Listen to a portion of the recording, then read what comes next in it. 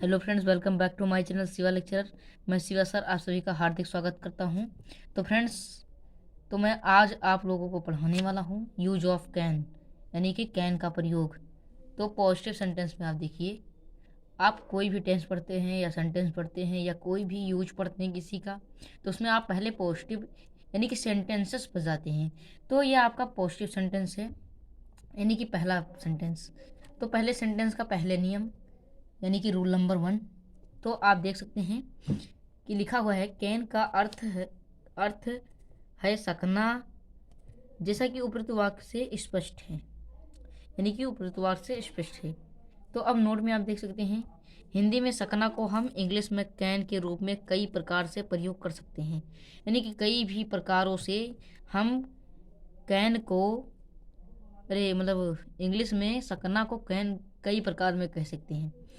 तो लिखा हुआ है क्षमता या योग्यता प्रकट करने के लिए, दूसरा होता है आज्ञा प्रदान करने के लिए, यानी कि आप नहीं समझ पाए होंगे तो दोबारा देख सकते हैं।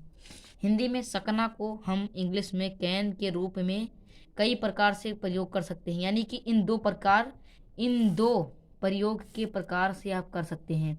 पहला आपका होता है क्षमता या योग्यता प्रकट करने के लिए, दूसरा होता है आज्ञा प्रदान करने के लिए।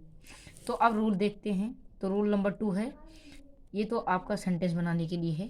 तो लिखा हुआ है पॉजिटिव वाक्य में कर्ता में एक वचन के साथ बहुवचन के साथ कैन का प्रयोग होगा और क्रिया वर्ब में फर्स्ट फॉर्म लगाते हैं, यानी कि इसका प्रयोग बहुवचन के साथ कैन का प्रयोग होगा और एक वचन या बहुवचन के साथ ही कैन का प्रयोग होगा, लेकिन उसमें ज़्यादा देखने वाली बात है कि उसमें फर्स्ट फॉर्म लगेगा। तो अब एग्जाम्पल आप देख सकते हैं, नहीं छोड़िए एक बार, सॉरी, आप एक बार से देख सकते हैं रूल नंबर 2, दोबारा पढ़ सकते हैं, यानी आपको समझ में नहीं आया होगा तो दोबारा देख सकते हैं। लिखा हुआ है पॉजिटिव वाक्य में कर्ता में एक वचन के साथ या बहुवचन के साथ कैन का प्रयोग होगा, लेकिन क्रिया की फर्स्ट फॉर्म लगाते हैं, यानी कि मेन बात यही है कि क्रिया में फर्स्ट फॉर्म लगाते हैं। तो अब एग्जाम्पल में आप देख सकते हैं, एग्जाम्पल में आपका लिखा हुआ है आई कैन स्विम, दूसरा होता है you can go home tomorrow, यानी कि आई कैन स्विम मैं तैर सकता हूँ, और दूसरा है you can go home tomorrow, यानी कि कल कल तुम घर जा सकते हो। अब आप नेगेटिव सेंटेंस एक बार देख लीजिए, ये भी आपका दूसरा नंबर सेंटेंस है। तो अब रूल नंबर 3 पे आ जाते हैं। निगेटिव वाक्यों में एक वचन या बहुवचन के साथ कैन का प्रयोग होगा। इसमें कैन के तुरंत बाद नोट लगाना है तथा क्रिया की वर्ब की फर्स्ट फॉर्म लगानी है। तो एग्जाम्पल में आप देख सकते हैं, इसमें दिया गया है कि एग्जाम्पल नहीं, पहले आप रूल ही देख लीजिए कि नेगेटिव के एक वचन बहुवचन कैन का प्रयोग होता है। ये तो आपको पता होगा, अगले ही सेंटेंस में आपने देख लिया था।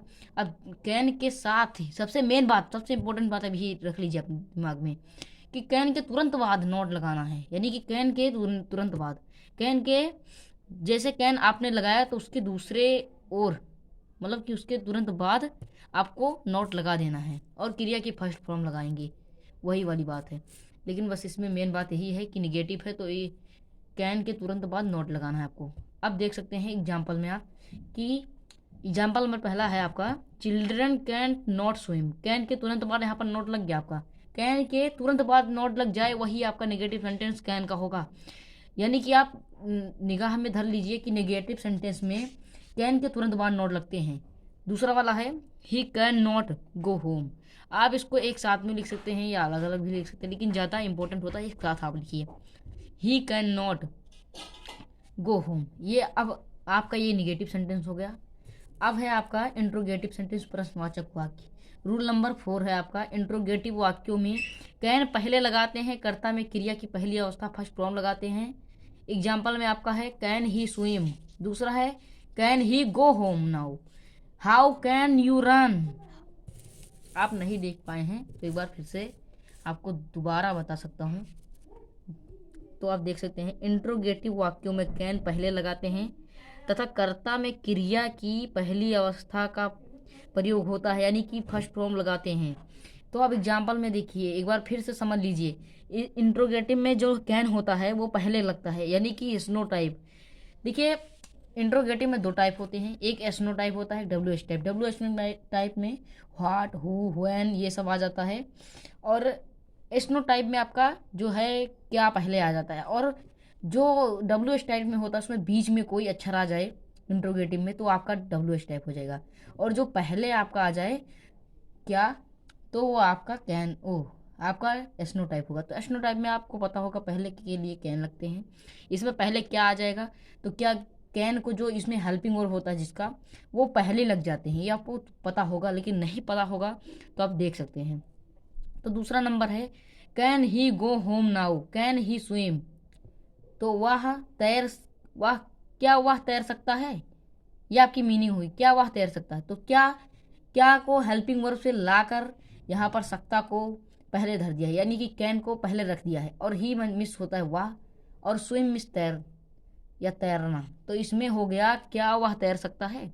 अब आपको दूसरा वाला दिखाते हैं, can he go home now, यानी कि कैन यही आपका वही हेल्पिंग वर्ब है जो पहले यहाँ से लाया है एस्नो टाइम में। तो कैन मिस मतलब कैन मिस होता सकता, लेकिन आपके लिए क्या, तो क्या वह गो मतलब यानी कि वह जा घर, वह घर जा, वह क्या वह घर सॉरी क्या वह घर अभी जा सकता है, ये आपका होगा। अब तीसरे वाले में आप देख सकते हैं ये आपका डब्ल्यू एच टाइप है, एक बार फिर से देख सकते हैं कि ये डब्ल्यू एच टाइप हुए। तो अब डब्ल्यू एच टाइप में आप देख लीजिए कि पहले ही यहाँ पर हाउ लग चुका है, क्योंकि इसका मतलब क्या होता है, एक बार इसका अर्थ देख लीजिए। हाउ कैन यू रन, यानी कि तुम कैसे दौड़ सकते हो, तुम कैसे दौड़ सकते हो, ये आप देख सकते हैं कि जिसमें बीच में आ जाए कोई भी इंट्रोगेटिव वर्ड, तो आपका जान लीजिए कि डब्ल्यू एच टाइप है। तो डब्ल्यू एच टाइप के लिए यहाँ पर हाउ का मीनिंग कैसे के लिए हाउ होता है, और हाउ पहले लगा दिया गया है। अब आपको समझ में आ गया होगा, अगर जो नहीं समझ में आ गया हो तो दोबारा देख सकते हैं।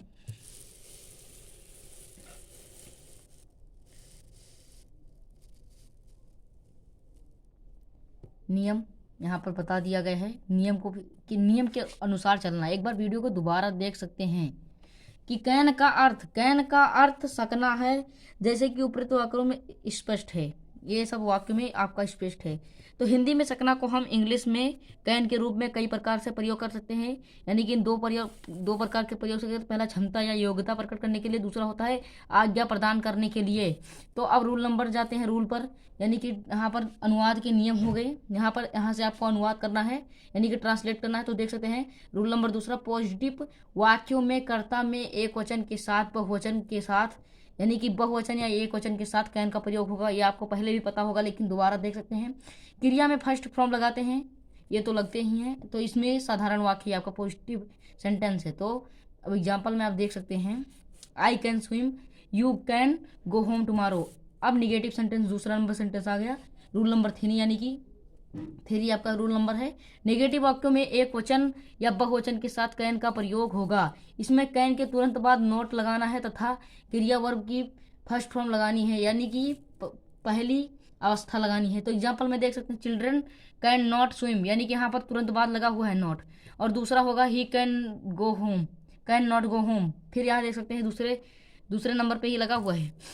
अब अगला वाला देख लिए, इंट्रोगेटिव वाक्यों में कैन के पहले, ये इंट्रोगेटिव सेंटेंस प्रश्नवाचक वाक्य आपका तीसरा नंबर।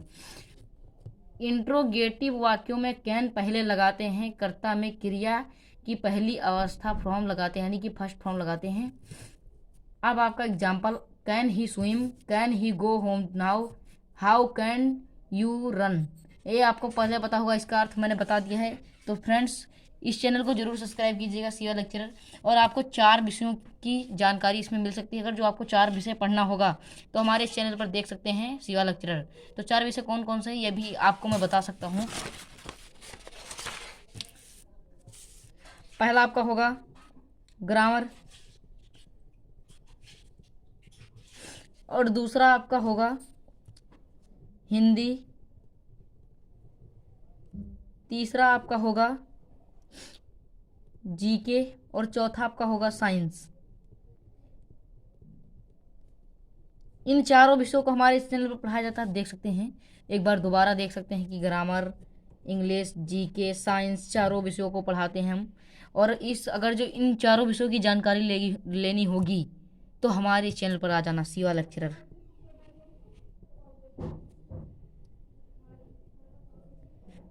तो फ्रेंड्स, चारों विषयों की जानकारी आप हमारे चैनल पर प्राप्त कर सकते हैं। तो फ्रेंड्स, सब्सक्राइब जरूर कर